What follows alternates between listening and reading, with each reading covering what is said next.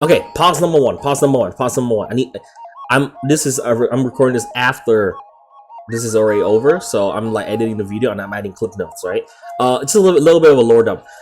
So what we just witnessed was we just fought against heaven. At least specifically Erlen and Shen. Now in the lore, alright, you know, Wukong, after he tanked out his thing, I'm fast forwarding to the part where he started fighting with heaven.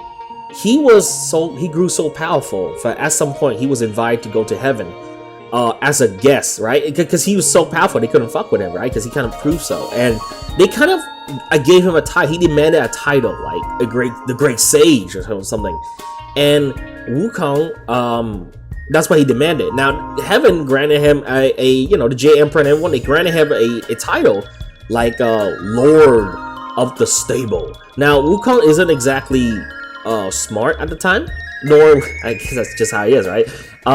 He wasn't aware if it was a mockery to him, right? They gave him a title, but it's more like he's just a glorified horse stable boy, right?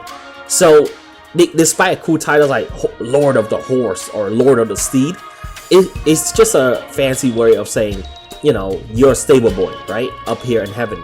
So in a way, they kind of like, you know, throw him on the bus and kind of make fun of him. Now he's all happy initially until he overheard the servant shit talking about him and just messing with him, right? And basically he realized, oh, so that's how it is, right? As he's taking care of the horsey, he started drinking on the mess. He started stealing stuff up there, eating stuff. I'm fast forwarding through this. Basically, he just basically ate all the. He went to the farm, you know, where to keep all the immortal pills. Drank all the immortal pills, and every single one of the pills boost your stat a little, right? Like some of them make you immune to fire, some of them make you immune to more resistant to iron. He drank the whole stock of heaven pills, which practically made him immune to nearly everything. So the fact he went to the furnace, he drank all the heavenly pills, he basically became, you know, impervious to everything. He's like, he became the Chinese boulder, right? You don't know, that's the Norse mythology, right? Who's immune, boulders, right? Who immune to everything except wood. But what happened is, after that, he went to the garden and he ate all the peaches, right? Now each of the peach are special too, because every single one of the peaches you ate, depending on the size and how ripe it is, you can live up to 100 years to even 1,000 years. And he ate the whole garden of peaches. And now the peaches are super rare, but only the maid can sometimes go to the peach and get a few and serve out to the Jade Emperor for a grand feast. So they usually leave it's very sacred. Wukong just snuck in there and ate everything. and he became this big immortal, right? So he got through the fact that he's now 1,000 gazillion. He lived for gazillion, right? Because he ate all the peaches. So he never gonna grow old, right? Because every peach extending your life. He drank all the pills and made him immune to everything, nearly everything on mortal realm. And before this, I didn't get the detail, but he went to hell and he kind of like erased his name and his whole monkey name clan. Sorry, there's kind of like ambulance outside right now. It's very loud. But he erased his monkey clan and his name off the record of hell. So in a way, you know how like people are destined to die at some point in their life. No matter what you do, you will die at that XYZ time, and that's just destiny. That's what people call it. Well, to him, the fact he erases him and his monkey name, they don't have a death date, so destiny can't come after him. They can't come after Wukong. He's practically immortal, right? So, you know, so after all the shenanigans, that's why he kind of just went to the stable and released all the heavenly horses and completely screw over heaven. Made heaven go into chaos because the horses were just running everywhere, and he just went back home. So what happened was, after he went back home, he practically he went to his monkey clan and they armed for war because they knew war was coming. For heaven's gonna come and exact vengeance, which is why I thought initially when you first started the game, that's where the story started, when he first get ready to fight heaven. So what happened? Heaven sent down this general, right? He had I call him the colossal general, the giant general, because he had the power to grow really, really big. That's pretty much notable. Now, obviously, Wukong made a joke out of him and he just messed him up, and that's why I assume was the first general we just saw, the really big one in the back. And then there was the 4 heavenly king. They are basically 4 gate guardian. They call them the 4 heavenly king, and there's 4 of them. But they're the gate guardian of heaven, and they each have a legendary artifact, like an umbrella for basically shoot out this wind, this guitar banjo for shoot out this sonic sound for like hurt people, or this, and you know, the gold for shoot out fire. They have like all legendary weapon. I don't know the precise name, but that's usually the case. And again, we saw 4 heavenly kings, and I was like, oh, that must be, this must be he gonna fight the 4 heavenly kings and the colossal general. And according to the original story, he fucked them up very badly, to the point where it kind of traumatized them for later on when he visited them for help. They kind of run away from him because he beat them so badly they got traumatized, right?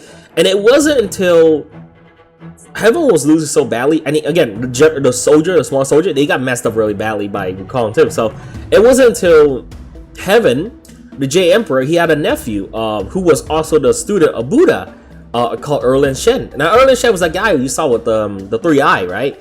Now the thing about Erlin Shen is he basically have his 3rd eye allowed to see, you know, become a little omnipotent, right? I guess you could say, like, you know, the term, oh, you know, I saw this and I opened my 3rd eye. I guess the origin is it came from Erlin Shen, right? It's like you became a lot more omnipotent and more all-knowing. So he's a lot more trained. He's been enlightened. He trained under so LOORE, in heaven there's 2 big person who's usually in charge. I wouldn't say in charge, but more like everybody revere, everyone respect, because they are the most enlightened, they are the most knowledgeable. They are not ruler, they're not egocentric, but everyone respect them. So I guess you could say, you know, oh, it's like God, right? But I guess in Buddhahood is basically, you know, they are these heavenly celestial court, and they, you know, the one ruling them is the Jade Emperor, but they all respect to Buddha. And Buddha have many other students, right? Buddha, literally Buddha. Everyone know who Buddha is, you know, the guy who sat on the tree. Now he have his own legendary. I won't go into the detailed Buddha legend, but he's the Buddha is the most enlightened, and he's you know, he's the wisest, the most enlightened, and again the most wise. Right now, once upon a time, he also saw a suffering of another lady who was very selfless, right? And she cared for this. She was like the outcast of the village, but she's very nice, right? She's very a good person, and her life was full of misery, but she died a good person, right? I believe taking care of a child or something. And then he took pity on her, right? And he granted her enlightenment. I believe her name is Bodhisattva. And she's like, I just call her like Buddha, the second Buddha, right? You know her because she's like this lady who kind of hold like this glass. You see her many. She looked like a holy lady, right? And she's also wise as Buddha and very humble as Buddha, because she lived her life very, you know, humble. And you know, after she became light and become, you know, reached godhood, she's also very wise. Right now, she has a student. She has a student called Erlin Shen, right? And as you can see, obviously, if she's that enlightened, her students should also be enlightened, right? So Erlin Shen is what you call like you know, in Dungeon Dragon, you have this chart of chaotic evil, lawfully good, neutral, true neutral. Well, Erlin Shen is the definition of lawfully good. He is the good of the good, the goodest of the good, right? He is the most, like, you think like hero good, that's what he is, because he's literally the student of Bodhisattva, right? But I can't pronounce her name, I'm sorry, but he's supposed to be her top student, like her main student, right? So he's extremely light. Now he's also the nephew of the Jade Emperor. Now the Jade Emperor asked him for help. He went down and said, we need to take care of this monkey, right? This monkey who's the causing havoc. And being the student of, you know, Buddha, you know, one of the Buddha, he was very powerful, right? So practically they clash, and the thing that confused me in the game so far is because he's such an asshole in the game. Like, you saw how he called his dog. I guess in the lore he have a pet dog, but he just called his dog a stupid mutt, and I was like, what the hell was that, right?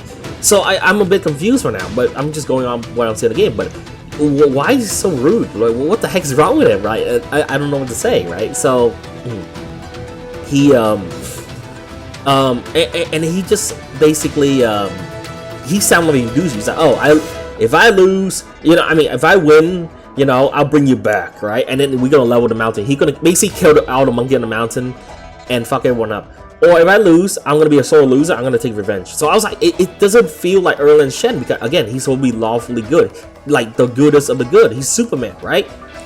He's not supposed to be that arrogant. He sounds so arrogant in the game, and I'm a bit confused. I'm a little taken back on what's the deal with Erlen Shen at the moment, right? Now,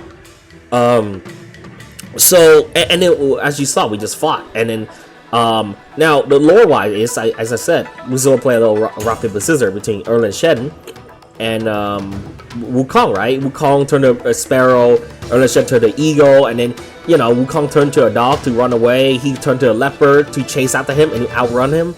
Wukong turned to a house to disguise himself, and Erlen Shen, he could see through his disguise with his third eye. But long story short, Erlen Shen beat him. Superman Erlen Shen beat Wukong, and that's the one of the most prominent thing about Erlen Shen was he's the goodest of the good, and he is the only one at the time in heaven if I can go toe to toe and beat Wukong, because Wukong is just that powerful, right? There ain't many people that could mess with Wukong at the time, and Wukong, you know, finally got his ass handed him. Now he subdued Wukong. I won't say kill him, but like subdue him and arrest him, brought him back to the heavy court, and after he's like, yeah, I gotta go back to meditation or something, right? So he kind of like sayonara, left him with the court.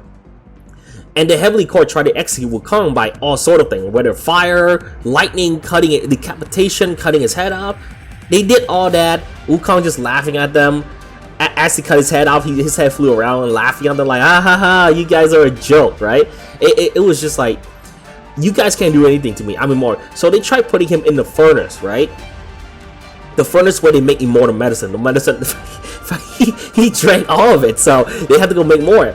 So in Chinese mythology, what happened is they would put different type of ingredient, including demon, inside the furnace, right? And they would cultivate, right, inside the furnace and turn them into medicine, right? And one of the most brutal ways, they put somebody inside the furnace and they turn them into medicine. Now you become a powerful medicine, but in a way, it's a brutal way. You kind of incinerate somebody into medicine, right? So that's what they did. They tried to throw Wukong inside the furnace, the medicine making furnace, right? This one, the medicine sage, right? And he was just screaming in there for like months on end. And at first they're just laughing. They're like, aha, you know, he must be dying in there. He's turning into medicine. He's getting what he deserved. But the reality of it is, Wukong, the fire in there wasn't doing anything to him. He was just screaming because the smoke was getting in his eye, because it was so smoky in there. And you ever barbecue, you know how much the smoke burned your eyes, right? So eventually he he had enough. After like months inside the furnace, he just broke out. After they kind of like opened the furnace to take a look inside to see if he turned to medicine, he broke out, spilled the furnace, and the fire of the furnace poured out onto the ground and spread everywhere. And what happened, it spread down to earth. More to that story later on, right? I will get into that story later on.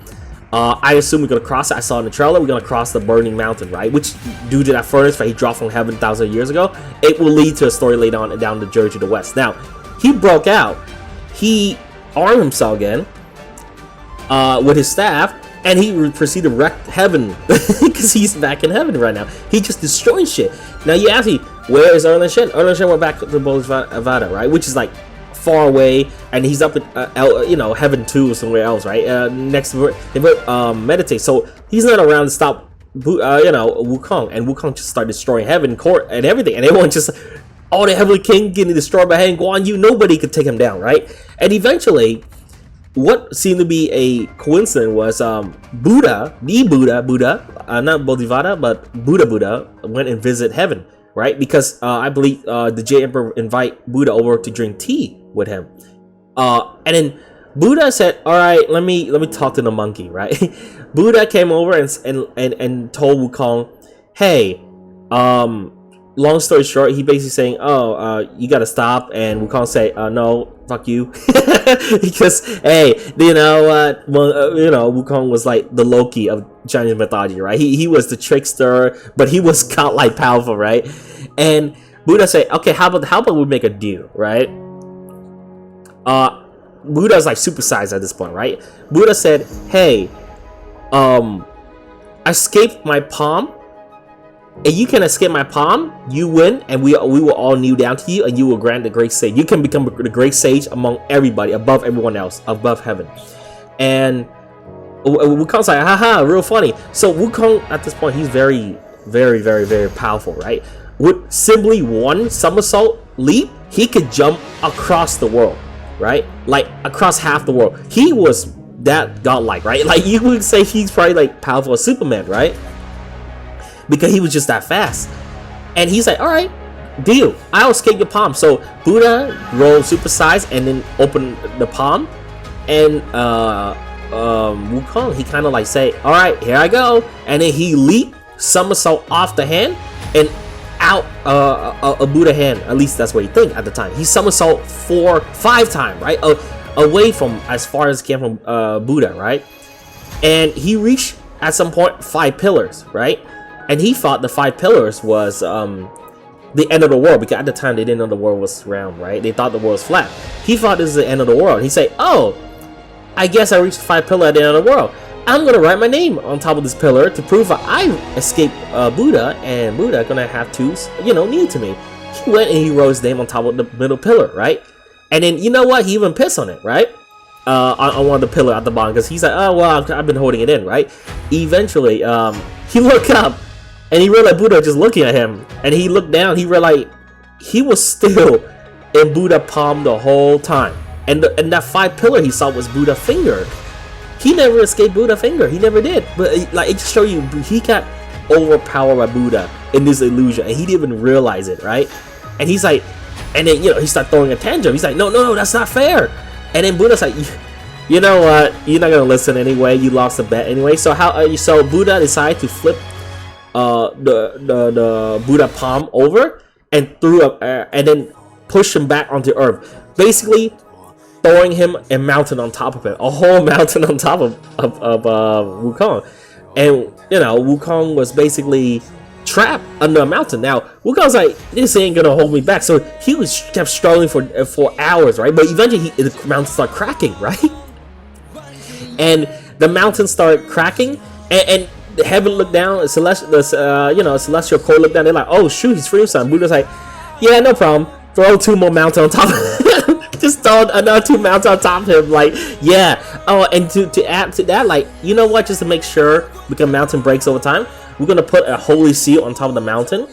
But it's a holy magical seal that basically regenerate the mountain whenever it starts cracking a little. So just to make sure the mountain doesn't break apart and Wukong cannot escape. So Wukong was basically trapped under a mountain with his head sticking out of the at the corner of the mountain. So basically he had a mountain on top of him, and his whole body just stuck under a mountain. And it was like that for hundreds of years, maybe even like 1,000 years, right? Where he was just trapped under a mountain. Now, because he already attained immortality on this thing, right? He doesn't grow old, he doesn't get hungry, he doesn't need anything, right? But he was just stuck there, and just to contemplate on his mistake of being arrogant and turning against heaven, becoming arrogant for, it's a story about arrogancy, right? And being humble by someone more powerful than you, right? I mean, even though earlier Shen already humbled him once, he got humbled a second time by Buddha, right? Just threw the heaven on top of him, and basically he stuck there for that mountain. Now, going back to what we just played, right? The thing if I confuse me the most is like, as you saw it played out, right? And to get to I'm just gonna fast forward a little. So later on, he doesn't get the bracelet for limit his power until later on when he traveled with a monk, right? So let me just finish the story. So the mountain on top of it, and after 1,000 years, there come this monk, right? This monk, he has a name, Tang Sang. Basically, it's this monk, right? If Erlen Shen is humble, this guy is humble time 10, right? Because he's a monk, he basically the goodest of the good. And now Buddha tasked him to go to the journey to the west to fetch a scripture, right? To be enlightened. And this monk again, pure humble, the most humblest monk you can think of, right? He was born into royalty. He has he was born to royalty. He have a brother who's the king. He just gave up his throne. He said, I don't want to be king. I'm going to be a monk, even though I'm royalty, right? So he was almost embodiment of Buddha himself, because that's literally the story of Buddha. Buddha was a prince of India, right? Who became enlightened. So this is like the most humble person you could be, and the most good of the good, right? Monk. Buddha tasked this monk into going into a journey to the west, right? To fetch a scripture in, I guess at the time, India, right? Or something like that, all the way in the base, but by foot. So he said, look, he tasked as the monk went on a journey, he had his brother, who was the king, sent 2 guards with him. The 2 guards went with him, but on the road they were attacked by this immortal tiger, right? It's just a regular tiger, but look like crawl on the ground, but its hides cannot be pierced by spear. And the 2 tigers killed the 2 guards. Now the monk ran away, because the monk, like, I'm not a fighter, right? And he just run, right? Because this tiger just killing the guard, and he couldn't do anything about it. Ran into the mountain, and that's where, you know, Buddha did mention that you will run into someone who will help you at the time, right? And that's when the monk ran into Wukong. This must have been 1,000 years after he'd been under the mountain, right? And Wukong said, "Hey, can you lift that enchantment just a little?" Now the enchantment is a little lower. It's not on top of the mountain. It's like a little lower. It's reachable, and you know the monk just had to climb out a little. Can you rip that enchantment off, please, and let me off this mountain? Now before this, Buddha already went to Wukong and told him that the monk will come, and it's your job to guide him. It's part of your redemption. Now, do not mess around unless you want a mountain on your head again. So, you know, Wukong agreed. He's like, all right, fine, I'll do it. The monk went and he pulled the talisman off, which allowed Wukong to break free out of the mountain, right? And the first he broke free was, he called his staff, which was, in his ear, right? And then the tiger appeared. The tiger tried to kill the monk, and the monk said, "Don't kill the tiger," right? But then Wukong's like, after 10,000 years, I'm finally free. Just bonk the tiger over the head with his staff, knocking him 1,000 mile into the sky, and then it fell down, right? And it just brutalized the tiger, like, oh yeah, great, your hide is completely immortal hide, but can be pierced with metal. Great, I'll knock you into the sky, and you fell down, and it just killed the tiger, right? Of course, the monk's like, you shouldn't kill like that, right? But yeah, he eventually say, all right, well, the tiger tried to kill us, I killed the tiger. That's just how things work, right? I mean, part of us kind of agree with Wukong, but at the same time, you need to know this monk is like just how Buddhism is, right? We don't kill stuff, right? At least it's looked down upon, like you don't kill stuff, right? If you can find a solution, or you be the one, it's rather for you get killed than to kill somebody else, to take another life, right? That's just like the holy rule about Buddhism, right? But it's just how it is, right? So, but the thing about Wukong, he's very human, right? With his personality. So he just killed a tiger, and he kind of like skinned the tiger, and he made a pelt out of the tiger. Now early on, I just saw a clip of Wukong just sitting right there wearing a pelt of a tiger, and I just remind me that, oh, it's the pelt that basically he killed that immortal tiger, and he skinned the tiger, and he wore like a pelt, right? That became his iconic outfit throughout the journey, right? And the monk just had like, oh my gosh, and he just prayed. He's like, oh, I pray the monkey doesn't go crazy, right? So the monkey said, all right, I'll try with the monk. But on the road, right, eventually they run into bandit. Wukong said, yeah, mess around, find out, bonk, smack the bandit, kill the bandit. And again, the monk said, no, you didn't have to kill them. You're that powerful. You didn't have to kill them.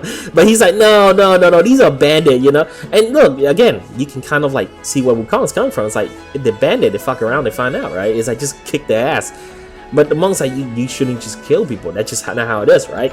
And he just started getting more rebellious with the monk. He's like, man, you're such a pain in the ass, man. Like, I'm sorry I escort you to the west. And by the way, in case you're wondering, he can't just grab the monk and carry him to the west, right? The Buddha restricted that, saying you can't just hop across the world. You have to go on by foot, right? So that's why he kind of had to try. He started to get more frustrated with the monk, right? Eventually, the monk just they kind of got in a fight, and then Buddha just split. I don't know. Wukong just split with the monk a little, and getting water, right? while the monk is in there praying, and the monk is just praying like, hey, how am I gonna control this Buddha? Dear Buddha, how am I gonna control this monkey that's going out of control?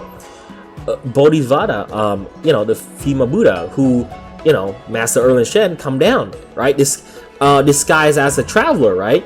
And she told him like, oh, but then she appeared, she changed her form. She's like, oh, is it? And then, you know, he prays like, oh, you know, it's good to see you. And she's like, oh, good to see you too. So I want to catch your meeting. No, that's not how it went. But something like, if you want to control that monkey, here, give him this gift, and she give him a very fancy hat. And you say, hey, give this to the monkey, and maybe he'll be happier with you, right? And whenever he causes trouble, just pray, right? Just pray, do the incantation, pray, and he will stop. So the monk just listened to the Buddha, Bodhisattva, and basically eventually she met with the monkey Wukong again, and he's like, hey, I have a gift for you, right? And that depends on iteration. He kind of just left it there, and Wukong kind of got curious, and he opened it. He opened the bag, right? And basically he saw a fancy hat and he wanted to put it on. So regardless, he put it on, and the hat turned into the bracelet we saw early on, if I got placed on his head, Wukong's head, which then became a curse to him, right? Because whenever he started acting up, the detail for, you know, Buddha told him was pray, and, you know, he will stop. So he got mad. He said he couldn't take it off. He tried ripping it off his head. He couldn't get it off. So he got mad at the monk for tricking him, and he was about to take the staff and smash over the monk's head and kill the monk. Again, Wukong is a very chaotic character, right? You be like, whoa, you about to commit murder again, you know? But you know, in his point of view, he's like, oh, you tricked me, or well, I'll kill you, right? And then the monk just started praying, and then his head started, you know, the bracelet on his head, which the hat became, start tightening, and it hurt Wukong really, really, really bad, right? And basically it's like, it's the one bracelet. For basically the monk said like, the monk, all he had to do is pray, do the incantation, and Wukong would get really, really, really injured by it, right? By having that bracelet on his head. It's just a limitation to keep it under control. And after we say, look, stop, it hurts too much. And the monk being very nice, stop, right? You know, Wukong's like, okay, I'll stop. You know, it hurt too much, right? The monk, after praying for like a long time, he's like, okay, this is excruciating pain. And this is when you realize that, yeah, there was 1,000 years ago, there's a lot of people that could stop Wukong, right? Erlin Shen was proven to be one of them, Buddha being the other, and as you can see, Bodhisattva, and eventually throughout the journey, you realize there would have been a lot of people that could stop Wukong, right? During his rampage against heaven back then.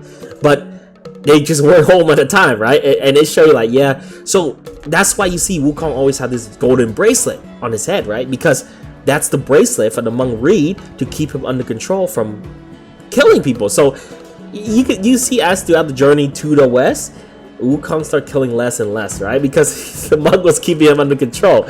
Now I'll get the detail on like his companion later on those things, but for now, going back to what we just saw, he just got a bracelet while fighting Erlin Shen, which I'm a little confused about, because he doesn't get that bracelet on the head until later on, as I told you through the story. So why did they just suddenly throw it on his head? What's going on, right? Did they kind of slightly change it? Why is it called Black Myth Wukong? Is it because this is a myth? Is it because he's sitting around retelling the story Journey to the West to his monkey friend? And you know how when you retell the story to your friend and you kind of twist the story a little? It kind of like, if I retold you a story about how I get in a fight with the bully down the street, wouldn't I try to make the bully as shitty sounding as possible, and I make myself sound like a hero? So that, I assume that's why Erlin Shen, as we played the tutorial, he was such an asshole, because maybe this is what Wukong is retelling the story, saying, oh yeah, Erlin Shen, well, he was such a bully, he was an asshole, he will level the mountain whether I win or lose, it doesn't matter, and he mistreats his dog. Did you know he abused his dog? You know, did you know that? It's like, oh, wow, you see? But that's just my speculation on why it's so different than what I remember, right, of Journey to the West. And that's just my speculation, right? That's just a little lore dump. I'm gonna unpause it. I'm gonna continue. one of the things Wukong can do is 72 transformation. So very cool thing. Yeah.